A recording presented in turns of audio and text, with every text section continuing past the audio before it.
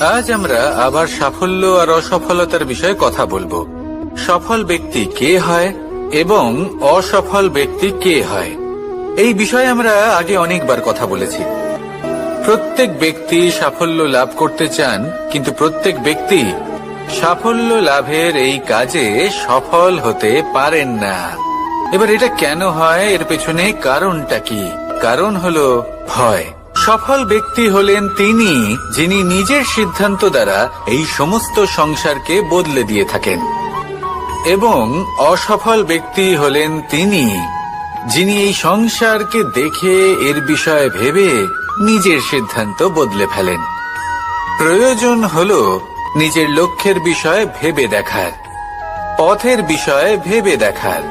একবার যদি আপনি পথ নির্বাচন করে থাকেন, সেই পথে অগ্রসর হতে থাকুন আর তাতে অটল থাকুন। সবসময় দৃঢ় প্রতিজ্ঞ হন। আপনি যদি কোনো পথে টিকে থাকেন আর নিরন্তর পরিশ্রম করতে থাকেন, তবেই আপনার জীবনে সাফল্য আসবে।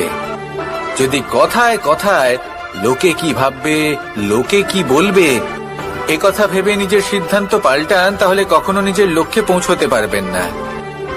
আসুন আমার সাথে ভালোবেসে বলুন, রাধা রাধা।